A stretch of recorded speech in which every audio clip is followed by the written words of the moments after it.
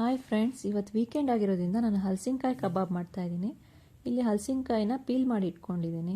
ಇದನ್ನು 4 ಪೀಸ್ಗಳಾಗಿ ಕಟ್ ಮಾಡಿ ಅದರ ಮಧ್ಯದಲ್ಲಿರೋ ಸ್ಟೆಮ್ನ ತೆಗೆದು ಹಾಕಿದ್ದೀನಿ. ಮತ್ತು ಇದನ್ನು ಚಿಕ್ಕ ಚಿಕ್ಕ ಕ್ಯೂಬ್ಗಳ ಶೇಪಲ್ಲಿ ಕಟ್ ಮಾಡಿ ಇಟ್ಕೊಂಡಿದ್ದೀನಿ.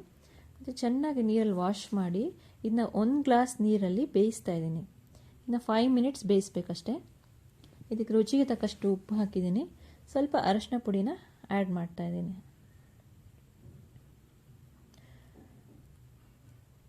5 ನಿಮಿಷ ಆದಮೇಲೆ ಇದು ಕಲರ್ ಸ್ವಲ್ಪ ಚೇಂಜ್ ಆಗಿರುತ್ತೆ.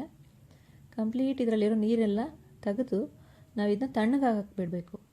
ಇಲ್ಲಿ ನಾನು ಕಬಾಬ್ ಮಾಡೋದಕ್ಕೆ ಆರ್ಚಿ ಕಬಾಬ್ ಮಸಾಲ ಪೌಡರ್ನ ಯೂಸ್ ಮಾಡ್ತಾ ಇದ್ದೀನಿ. ಈ ಕಬಾಬ್ ಪೌಡರ್ ಜೊತೆ ನಾನು 2 ಸ್ಪೂನ್ಸ್ ಕಾರ್ನ್ಫ್ಲೋರ್ ಮತ್ತು 2 ಸ್ಪೂನ್ಸ್ ಮೈದಾ ಯೂಸ್ ಮಾಡ್ತಾ ಇದ್ದೀನಿ. ಇಲ್ಲಿ ನಾನು ಎಗ್ ಯೂಸ್ ಮಾಡ್ತಿಲ್ಲ.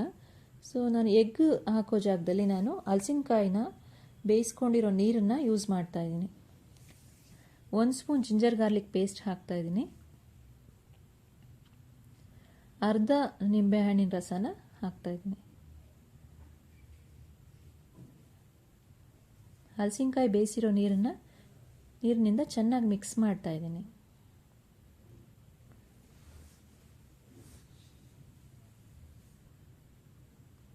ಸ್ವಲ್ಪ ಗಟ್ಟಿಗೆ ಕಲಿಸ್ಕೊಂಡಿದ್ದೀನಿ. ಈ ಥರ ಪೇಸ್ಟು ಈ ಥರ ಕನ್ಸಿಸ್ಟೆನ್ಸಿನಲ್ಲಿ ಆಗಿದೆ.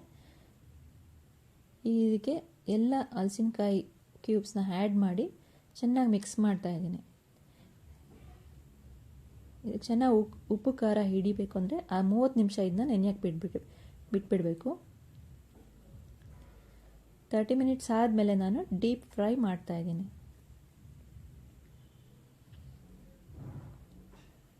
ನೋಡಿ, ರುಚಿಯಾದ ಹಲಸಿನಕಾಯಿ ಕಬಾಬ್ ರೆಡಿಯಾಗಿದೆ. ತುಂಬ ಚೆನ್ನಾಗಿದೆ, ಟೇಸ್ಟು ಚೆನ್ನಾಗಿ ಬೆಂದಿದೆ. Thanks for watching.